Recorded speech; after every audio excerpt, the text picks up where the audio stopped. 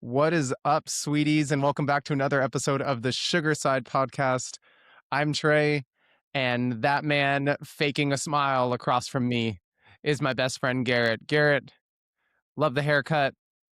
Love to see a smile on your face, even if it's not an authentic one. How are we doing, my friend? It's definitely a fake smile. I'm exhausted. I'm so tired. I could fall asleep standing up right now, I think. If I just went and like paranormal activitied myself in the corner, it would work. You know, that might get more TikTok views. We might have to do just that. Me standing in the corner like the whole time that you're talking. You run an hour-long podcast and I'm just yeah, that might be our most watched episode of all time. That's so mean. Oh, that's so funny. All right. Well, welcome back, everybody. As always, it's been a crazy week, but we are here and we are thankful and grateful to be here with all of you. But you know, it's good that Garrett's usually in a bad mood on podcast days because he has a little bit of a rant to get us started today. So why don't you get out of the way, pal? Let's feel that hate fire. Look, let me just start by saying I love being here for the podcast. It's a beautiful day. Okay, it's a good time to be. No, it's not. If you know, you know. I am losing my mind, Tre. This is a little bit of like dated news at this point, but the hate fire has only continued to grow because I had such huge expectations and it is just completely getting put into the ground. I'm of course talking about recent DCEU news, okay? Tre, you've known me my whole life. I'm a comic guy, right? Big like time. I'm a comic guy in general, but would you say that I'm a DC guy or a Marvel guy? You know, not to give your surprise away too much, but I feel like you're a Batman guy, if nothing else. I'm a Batman Above guy, all but else, I have to say you're a Batman guy. It's true, but it does put me into that DC category. Definitely. I mean, I'm a Superman guy. I'm a Wonder Woman guy. Yeah. I don't know. I've gone through the ringer with all of my favorite characters. Gosh, didn't we talk recently about how much I love Green Arrow? And that I need Green Arrow to come back around. Yeah, when we did our Justice League game, we talked about Green Arrow a lot. That's true. No, I'm a DC boy, okay? I like Marvel's great, whatever, but at the end of the day, I think Marvel is kind of stupid compared to DC. DC tells like some stories that really touch my soul, okay? Mm-hmm. I've really led the direction for what I like in a story, okay? Mm-hmm. I had a lot of faith going into this DCEU with James Gunn, okay? Because I had to endure the horrible dark times. And there was a lot of horrible dark times. Oh my gosh, dude. Man of Steel onward has been nothing but dog shit. I don't care if you are a Snyder bro in the comments. Come at me. I will fight you tooth and nail. That none of those movies are good, and you know that extends.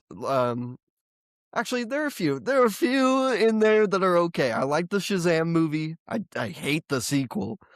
I like Wonder Woman. I hate the sequel. So like, there are some gems in there, but they're instantly squashed by horrible movies. Yeah, and it was really like not great timing for them to have that fucking shit streak when Marvel was at their peak, movie-wise. Oh, yeah. I mean, it just made them look so much worse when you would see a Marvel movie come out and you go, why don't you just do that? Like, it can't be that hard. And I'm a big fan of the Christopher Nolan Dark Knight trilogy. Mm-hmm. But at the same time that I say I really like those movies, I am smart enough to point out that those movies did irreparable damage to the future of DC, because then they were like, everything needs to be dark and gritty. We should Mm, do that for our Superman movie. And I'm like, what the fuck is wrong with you? Superman should never be dark and gritty. He's yeah, the best the guy. boy in blue. And Yeah, so and I think this it's so new weird Superman too. movie, Yeah, I think it's so weird that, like, they almost try to make DC a theme as opposed to yeah, making the theme around whatever character they were making the movie about, which is what it should be. Duh, that's why there's yeah, different characters. 100% agree. Not everyone can be Batman, And they're okay, not with like Batman. that kind of story. Yeah, No. that's stupid. But anyway, So I digress. years of garbage.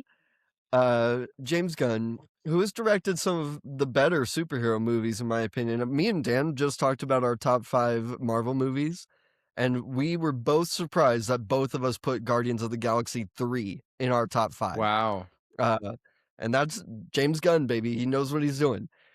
Uh, and we were off to a great start. The new Superman movies is great. Yeah. I really like that movie, okay? I have a couple of problems with it, but no, it's like actually the direction I wanted these DC movies to go, Mhm. right? Trey, we got news about the upcoming Batman Brave and the Bold movie. Now, so first of all, I need to like there's some lore here, okay? You do not call your movie Batman the Brave and the Bold without a little bit of direction, in my Yeah. opinion, because Batman Brave and the Bold is specifically a good time with Batman, a fun time with Batman, a campy time with Batman. This is a Batman that's not, oh my god, my both of my parents are dead and I hate everyone. This is a Batman that's cracking one-liners and making jokes and teaming up with other superheroes, okay? Mhm. uh, Batman the Brave and the Bold comes with context. So naming your movie that already gives me a direction of what I want out of this Batman movie, okay? Mhm. One thing, I need Robin. I need Robin in this movie. I think that it's been rumored that Robin is in the movie, but the problem is that they're skipping straight to Damian Wayne, which is an insane move, if you ask me. We've talked about this. Um, Insane move, Yeah. because Damian Wayne is the least fun Batman, or sorry, the least fun Robin you could ever choose. Yeah. Um, but Trey, we got horrible news, and I need to get to it. The news is that they announced the director and the writer. The director is Andy Muschietti, and the writer is Christina Hodson.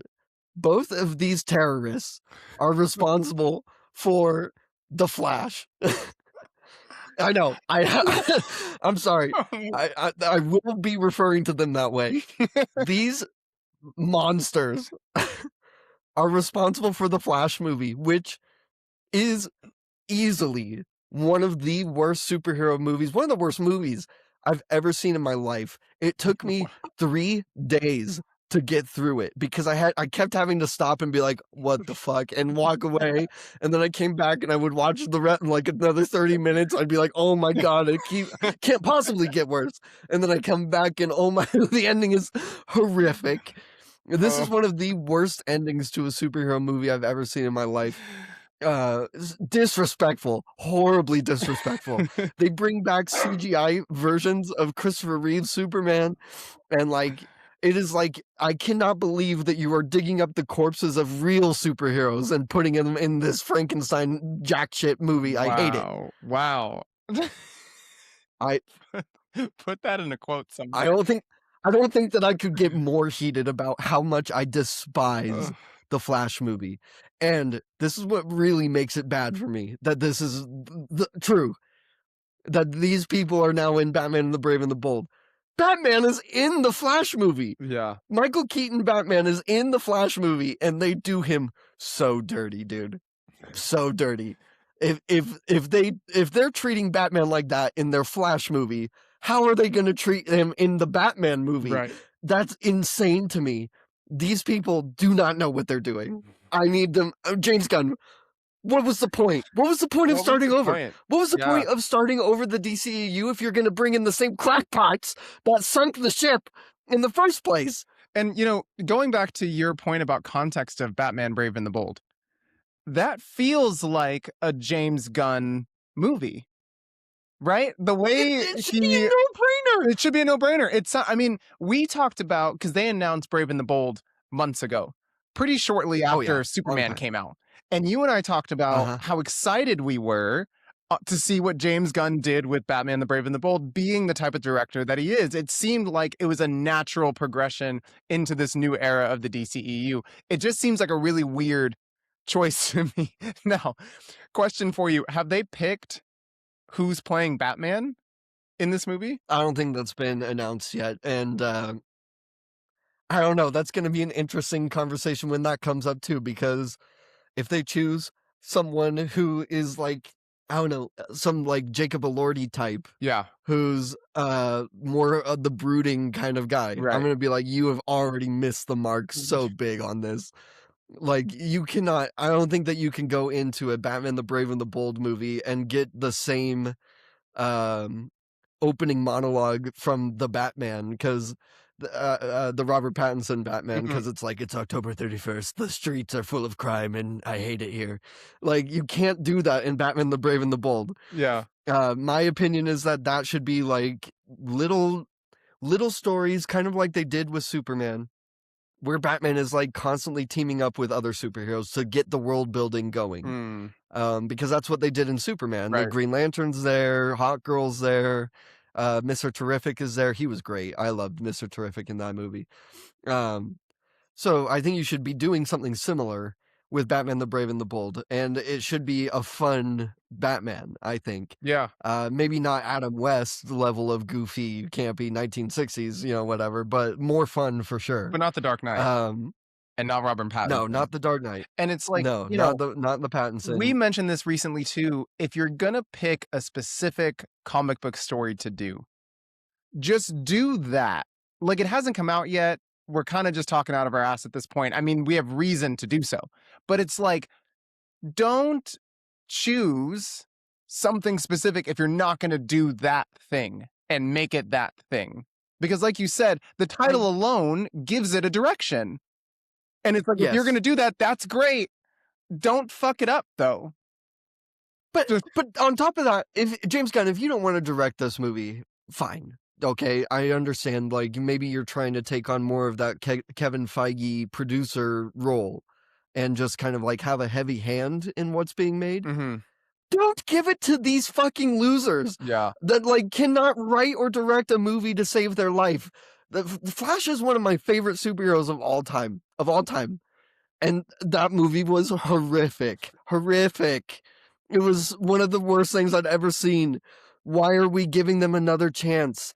If you don't want to direct this movie, I could see like an Edgar Wright. Edgar Wright could come in and direct this movie brilliantly, I think. mm, Fun, edited well, like, I don't know, colorful. Instead of these morons that use CGI so egregiously in horrible ways. Um, I assume you have not seen the Flash movie, and you are a lucky person for I've that. not, Okay, I've you not. consider yourself lucky. So, worse All I'm than gonna say is CGI baby in a microwave is all I needed to know about that movie to never want to see it. Okay, it's it's so bad, Trey, and it's not even that it's like one of them. It's both of them. It's the writer and director yeah, are the same both team. getting to go on again. That is insane to And me. I think, the craziest part to me, even though I haven't seen that movie, I grew up in this DC era that we both had, that was the darker, grittier, trying to recreate that Dark Knight feel. If they're introducing something that seems to be livelier and poppier and like happier, why would you choose any directors at all and writers at all that worked in the old era?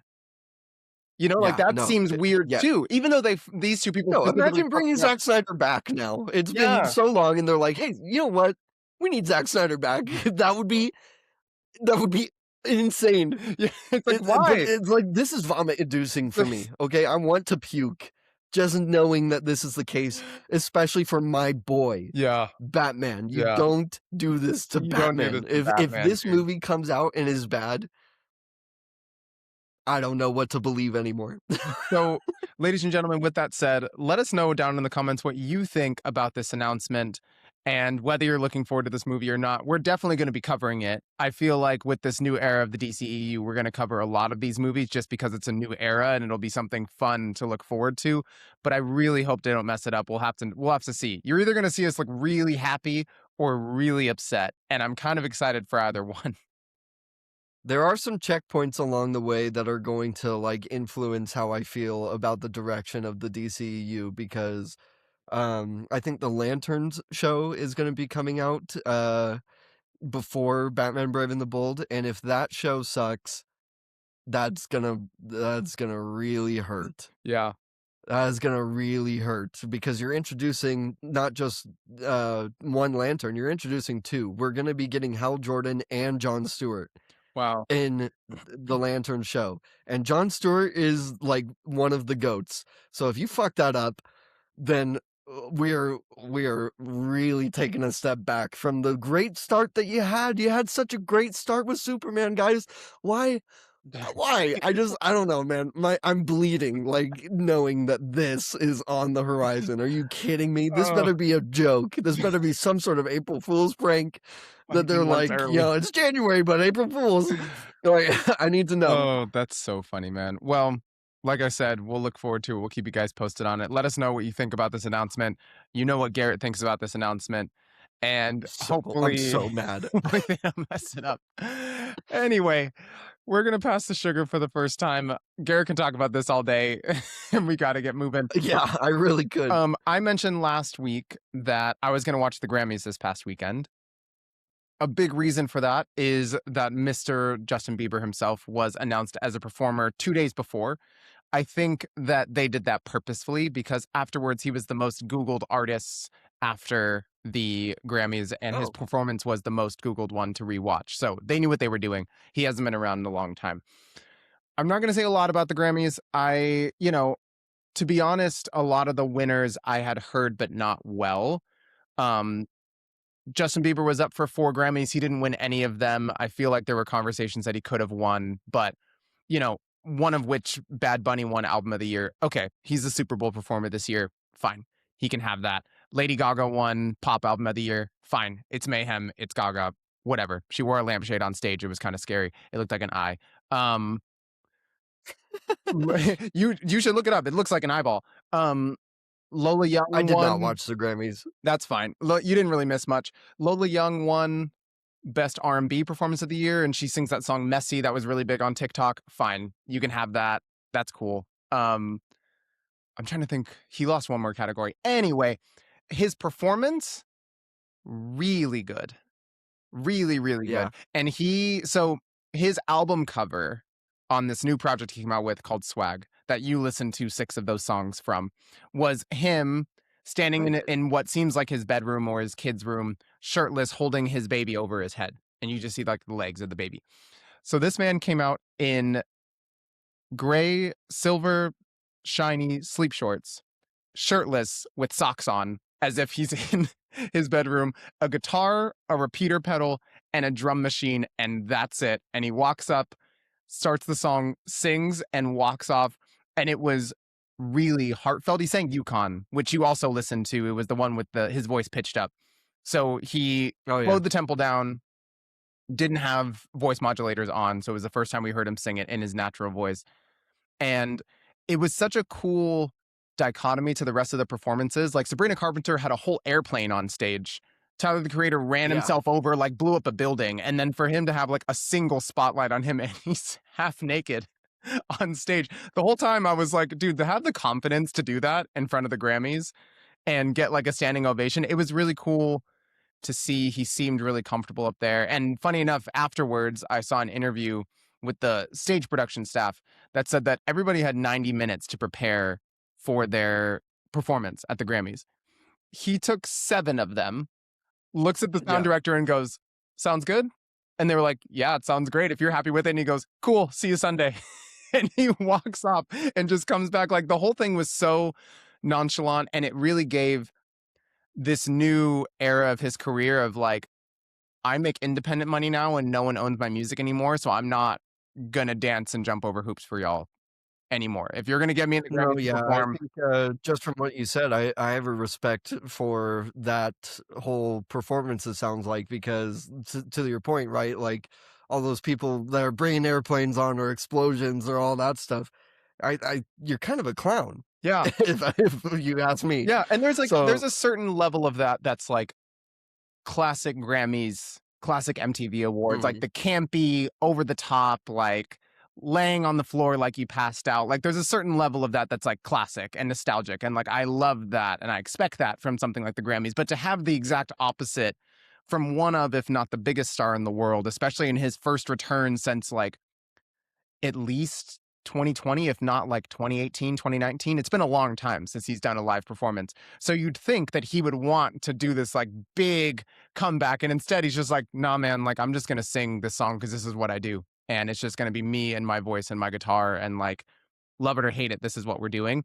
And from what I read, he's the only artist that got a standing ovation when he was announced of anyone the entire night. The whole room stood up and it was also really cool to see, as much as he's in the headlines negatively on social media, the respect that he has in the music industry is just like everybody has nothing but good things to say about him, just from a humility and respect and musical talent perspective.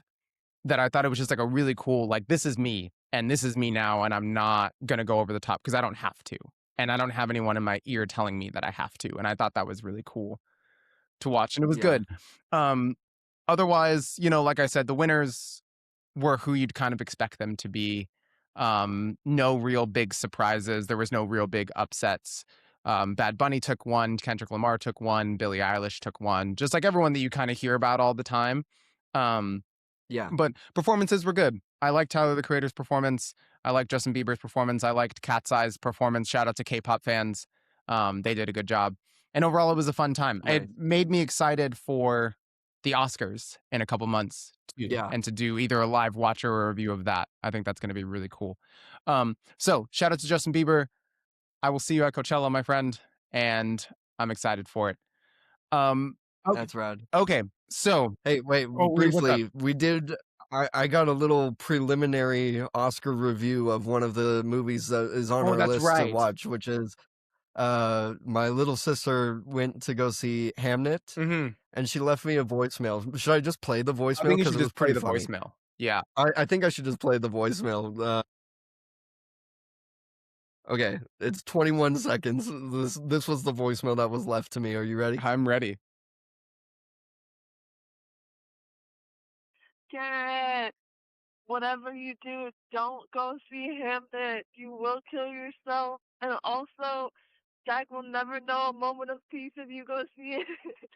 I'm trying to protect you. I cried for 90% of it. Don't go. I love you. Bye. That was it. Don't go. You will kill yourself. You will never know a moment of So peace again. yeah, so that was for the movie Hamnet, which is nominated in several categories, but I think most prominently it's up for Best Picture. And we talked about that. I haven't even seen it. I don't even know what it's about, and Me I neither. still think it has a chance to win Best Picture, just from like the promotional material. I'm like, no, Oscars love movies like this, and now Totally. that she just told me that, I think we have to see it because it's got a chance. Yeah. I think, like we said last week, we're not going to be able to see all the movies that are nominated, but the ones that really have a shot, I feel like we should. And that How do I you feel about crying the entire movie? Is that like that usually makes me a little nervous about going to the movie because I like feelings are good, yeah, but like man, I don't know if I want to cry the whole time. I know, and we're such big feelsy boys. I I'm feel such like a baby. I feel like Yeah. we'll both cry, and my wife is a big crier. She's gonna cry for sure if it's making people cry the whole time. I mean, I do love movies that make me feel something. So like it does kind of make me want to see it more if it's worth the hype, but crying the entire time. I mean, I saw a post this morning that I texted you about that was basically the same thing. The girl in the post was like, I cried the entire movie, pulled it together, drove home, and cried when I got home again because I couldn't stop thinking about it. So, like you, I have no idea what this movie is about at all, but it sounds like we're up, we're in for it if we go and watch this movie. Yeah, she texted me later and said that, like, it is available on Prime or whatever, but that I really should not skip the theater experience of this movie, which I appreciate. I always appreciate when people tell me that because 'cause I'm a big movie theater guy, Yeah. but there are some movies where I'm like, I could see this on, at home or whatever, but I think seeing this one in a theater, will, be I always prefer the cry movies. Definitely, like, in a theater, because if I'm by myself, then, oh my gosh, that's so much Yeah. worse, like You gotta hold it together a little better if you're in public. Yeah, maybe, okay, that's a little preliminary review that we have of Hamnet, but I think we should make it a goal to try to see that, like, this week so that we can talk about it next week. I'm down. I'm good with that. That sounds like a good time. Okay.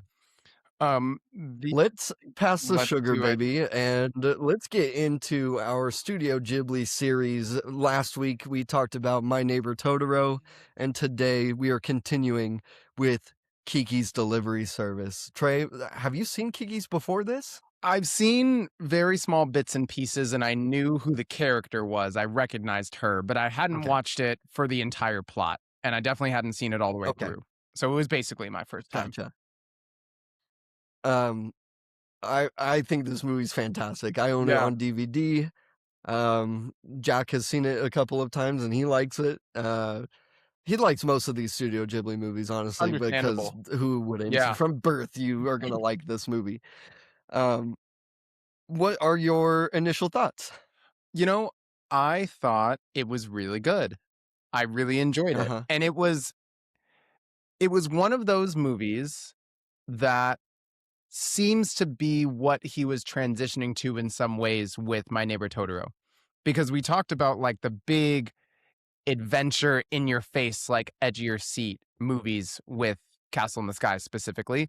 And then My Neighbor Totoro really calmed that down a bit. And I felt like this was a very happy medium where he went from like one side of the spectrum all the way to the other side and he kind of settled in the middle. And, you had your slow buildup of the story of a girl who's moving away from home for the first time and finding what she wants to do with her life and moving into a new city and finding independence and all that stuff. And there was like moments where it was like you're just kind of along for the ride and she's meeting people and proud to be a witch and this and that. And then the lessons start coming out and they're really good young adult lessons. Like I really enjoyed as the story progressed when she didn't love her job all the time. And she even doubted Yeah, if she wanted to do it anymore. I think that this is one of the best depictions of depression Yeah. in a movie ever. Yeah. I think it is one of the best depictions of like a purpose crisis. Mhm. Because she thought this whole time that, like, if she was a witch, she'd be happy, Yeah. and then she's doing it, and she's not happy. Yeah. She's not satisfied with, like, what she's doing, but at the end of the, story, she refines that love and purpose for what she's doing, and it's not like she changed professions because Right. of it. Right. Like, it's about learning where the beauty lies in what you're doing and, like, Totally, totally. And I love that quote from her when she's sitting with Tombo on the beach, and she's like, mhm. "I'm not doing my delivery service right now," and he's like, "Why not? Like, you love it, or, you're great at it," and she was like, I do love it, but ever since I started doing it for work, I don't know if I love it anymore." And Yeah. I was sitting there on my couch, and as soon as I finished the movie, I was gonna get ready for bed to go to work, and I had to sit back and I was like, "Man, that's so poignant." Yeah, Because right. in other words, everything's a grind, right? And we all have to figure that out. We Mhm. all come out bright-eyed and bushy-tailed into the workforce, especially if we're doing something that we like, that we're like, "Oh my god," like, we think we're gonna be SpongeBob forever. We think it's gonna be Yeah. I'm ready forever. Right. And then you have your first shitty day and you go, "I don't wanna do this anymore." Like, I don't wanna get up and go Yeah. again. And it really shows and teaches you that you can't base your love for what you do on the people who are negative and the people that and the hard days, because there's going to be people that don't appreciate you. There's going to be days that you don't like what you're doing for whatever reason. There's going to be tough days and you have to find, like you said, your purpose in between those lines. You have to find the people that do appreciate you. You have to remember why you do it and do Mhm. it for them and do it for that reason and just ride with the waves and kind of wade through the punches a little bit. And I think that's such a powerful message for so many people, regardless of where they're at in their life. I also think that, and I've been listening to podcasts and hearing different speakers talk about this a lot recently, that our generation is one of the first that's convinced that you always have to be happy all the time. And if you're not, then there's something wrong with you or something wrong with your life. And there's so many patients I have that have been at the same job for like 40 years. I don't know a single one of my friends that have been at the same job for more than 5 years. It's Yeah. like 2 to 3 years in, as soon as we're not happy about something, we leave and we jump to something else. And I think that's fine. Like we have the right to do that. But I think that lesson is also so relevant to people our age to say, like, hey, it's not always going to be the greatest time, but that doesn't mean you can't make it a good time. Now, I'm curious if you are actively doing this, because I think that you should be, which is remembering that the core of this series that we're doing Yeah, is to frame it from Miyazaki himself totally. as the director. This is a story, a journey of a Of a man. man. Yeah. So Yeah. are you applying that? And so, like, when he's making the movie Kiki's Delivery Service, is this not almost like a cry for help Yeah. from him being like, I don't know if this is like, fun for me to do Mhm. anymore? Mhm. No, absolutely. And I think,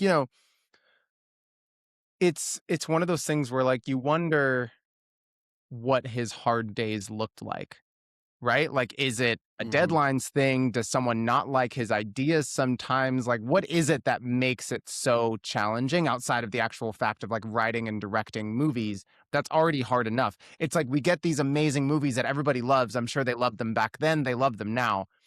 But to think that he wasn't always satisfied with the making of them and the product of it, even when he had fans the entire time, is a really interesting thing to think about.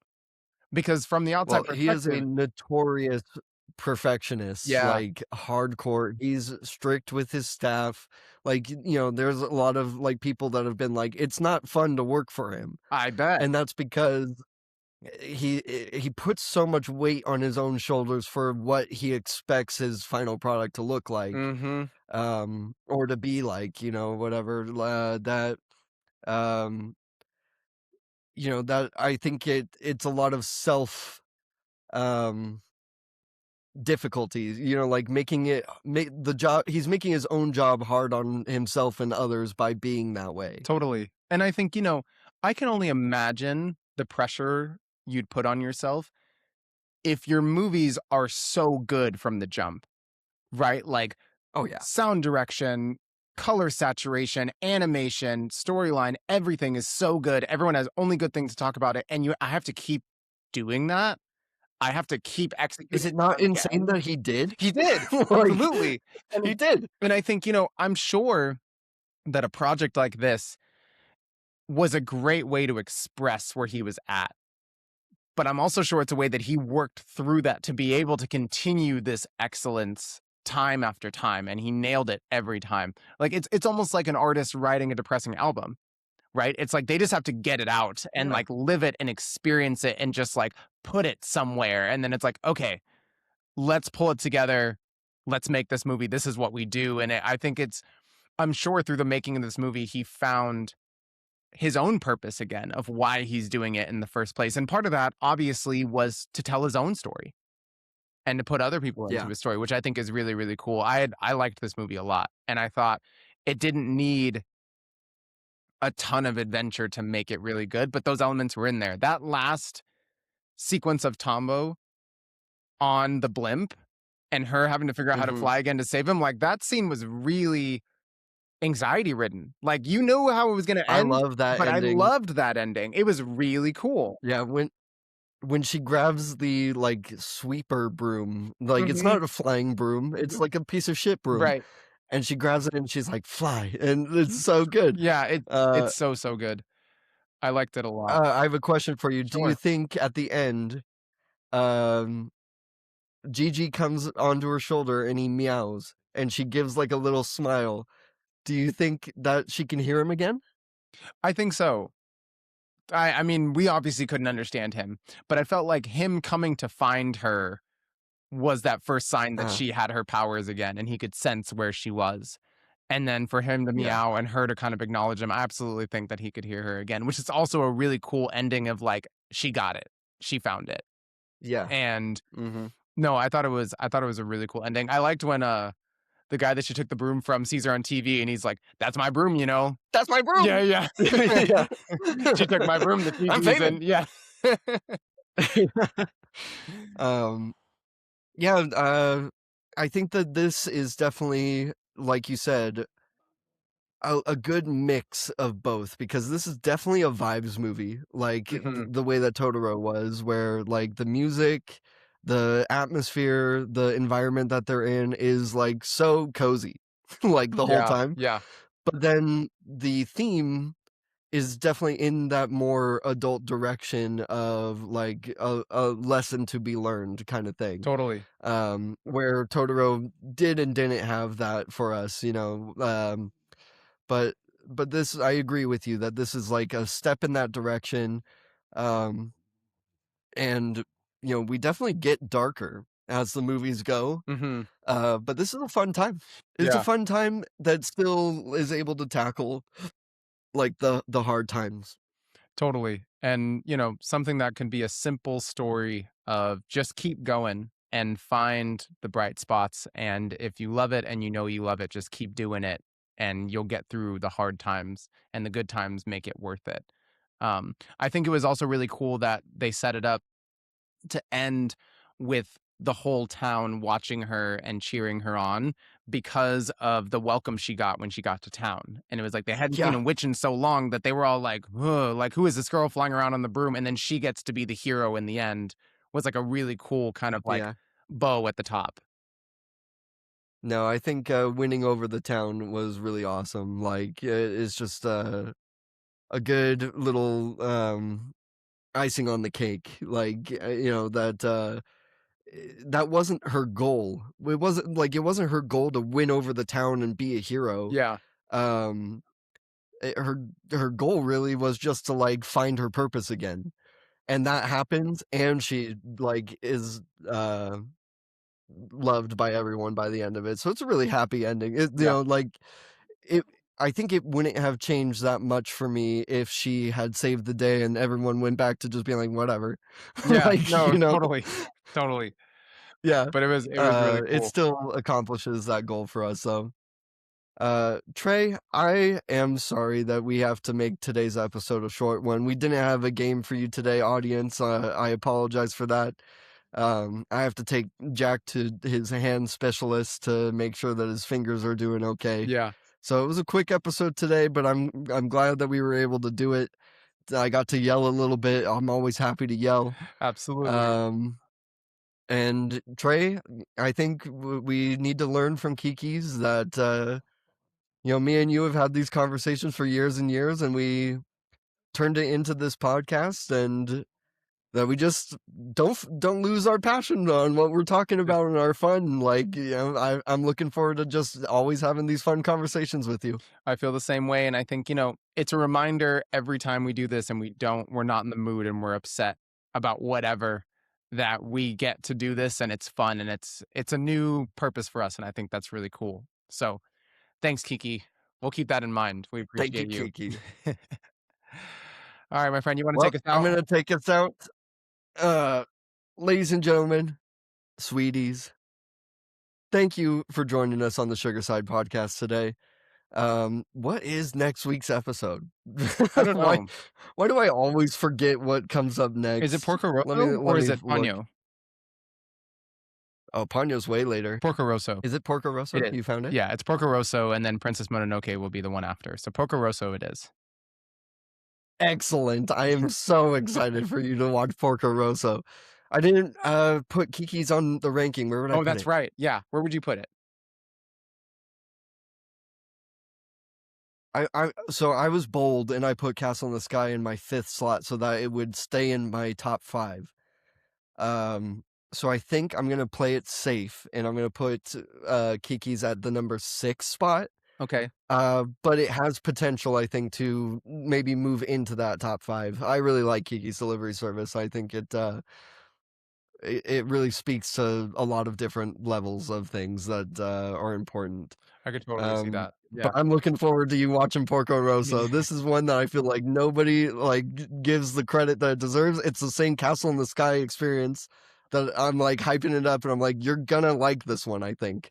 So looking forward to that one. I'm Next excited. episode's gonna be a good time. I'm excited to watch So Porco anyway, Rosso. next week, Porco Rosso. Until then, I've been Garrett. That's been Tre. Catch us on TikTok and Spotify and YouTube and all places that you can come and leave comments and fight me. Let me hear why the Flash people deserve to be directing Batman the Brave and the Bold. If you can come up with that argument, I'll give you $1,000. Wow. Because it's not possible. It's not possible. Looking forward to those arguments. Anyway, Anyway, stay sweet out there. It's a bitter, bitter world. We'll see you next time. later, y'all.